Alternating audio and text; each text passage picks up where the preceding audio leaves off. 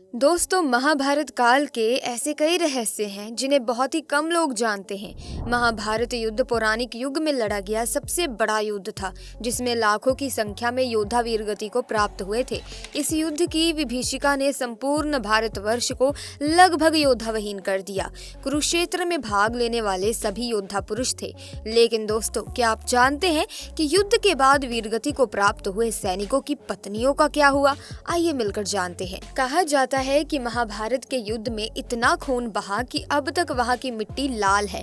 इस युद्ध में भी अंत में यही संदेश मिला कि बुराई चाहे कितनी ताकतवर हो, उसकी हमेशा हार होती है। महाभारत में स्वयं भगवान कृष्ण भी शामिल थे, लेकिन उन्होंने हथियार ना उठाने का प्रण लिया था, इसीलिए वो अर्जुन के सारथी बने। एक तरफ कौरव सेना थी और दूसरी तरफ पांडव सेना। ये युद्ध 18 दिनों तक चला था। महाभारत के युद्ध के बाद धर्म का साथ देने वाले 5 पांडव जीवित बचे, जिसमें युधिष्ठिर, भीमसेन, अर्जुन, नकुल तथा सहदेव शामिल हैं। हालांकि इस युद्ध में भीम और अर्जुन के पुत्र मारे गए। तो दोस्तों, महाभारत का परिणाम क्या था? महाभारत युद्ध के परिणाम स्वरूप पांडव संख्या में कम होने के बावजूद जीत गए और कौरव संख्या में पांडवों से कहीं अधिक होने के बाद भी हार गए। इसका कारण उनके कर्म को माना गया, नीति और अनीति की राह पर चलने को माना गया, विधि के विधान के पक्ष और विपक्ष में खड़े होने को माना गया। पांडव युद्ध जीत गए और श्री कृष्ण ने पांडवों में सबसे बड़े भाई युधिष्ठिर का राज तिलक करा दिया। महाभारत युद्ध पौराणिक युग में लड़ा गया सबसे बड़ा युद्ध था, जिसमें लाखों की संख्या में योद्धा वीरगति को प्राप्त हुए थे। इस युद्ध की उथल पुथल ने संपूर्ण भारतवर्ष को लगभग योद्धा विहीन कर दिया। जैसा कि हमने पहले ही बताया, कुरुक्षेत्र में भाग लेने वाले सभी योद्धा पुरुष थे। लेकिन दर्शकों, क्या आप जानते हैं कि युद्ध के बाद वीरगति को प्राप्त हुए सैनिकों की पत्नियों का क्या हुआ?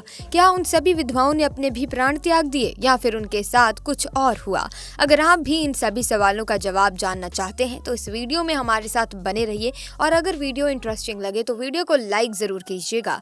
तो चलिए फिर शुरू करते हैं आज की इस दिलचस्प वीडियो को।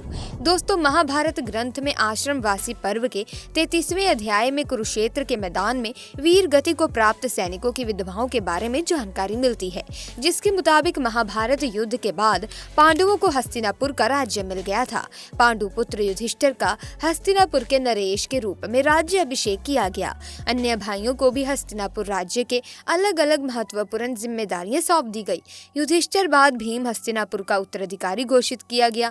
प्रजा भी इनके शासन में काफी प्रसन्न रहने लगी। पांचों पांडव अपनी जिम्मेदारियों को निभाने के साथ साथ ज्येष्ठ पिता धृतराष्ट्र, अपनी बड़ी माता गंधारी और अपनी माता कुंती की सच्चे मन से सेवा किया करते थे।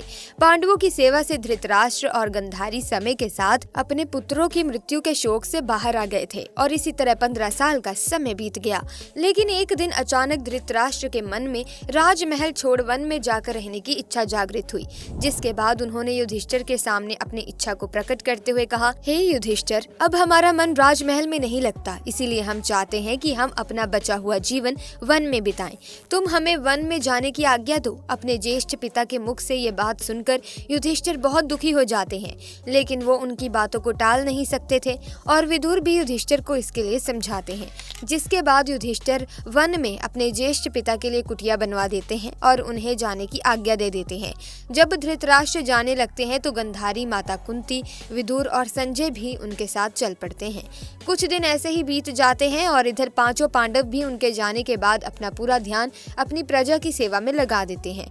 हस्तिनापुर की प्रजा भी पांडवों के सेवा भाव से काफी प्रसन्न रहती है। लेकिन इस प्रजा में शामिल विधवा स्त्रियां अभी भी शोक में रहती हैं, जिनके पति कुरुक्षेत्र के मैदान में वीर गति को प्राप्त हो गए थे। अपने पति के शोक में वो स्त्रियां हमेशा रोती और विलाप करती रहती हैं। युधिष्ठिर चाहकर भी उनके दुखों को दूर नहीं कर सकते थे, क्योंकि उन्होंने अपने लोगों को अपनी आंखों के सामने मरते हुए देखा था। उस दिन से ऐसे ही समय बीतता जा रहा था।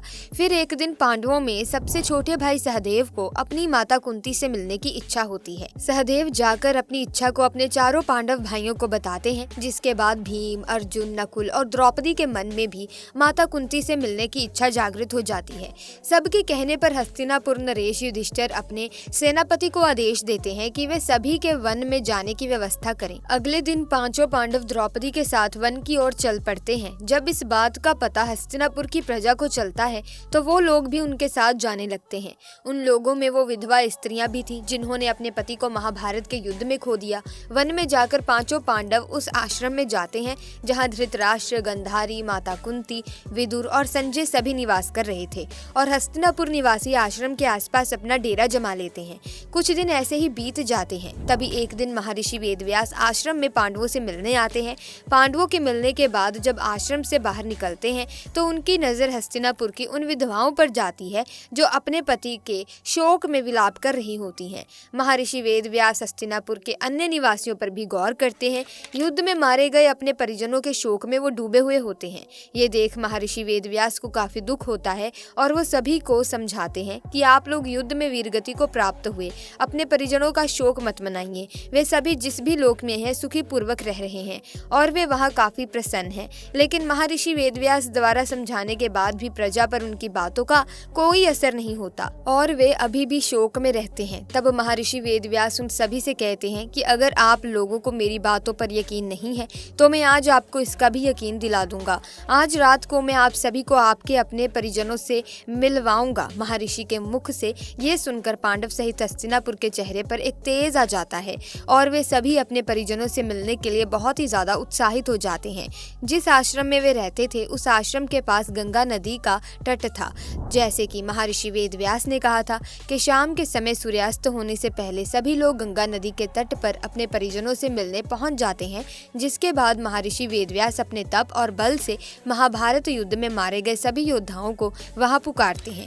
महर्षि के तप और बल से सभी योद्धा एक एक करके गंगा नदी से बाहर निकलते हैं और अपने मृत परिजनों को एक बार फिर से अपने सामने देखकर पांडव सहित हस्तिनापुर के सभी निवासी बहुत प्रसन्न हो जाते हैं।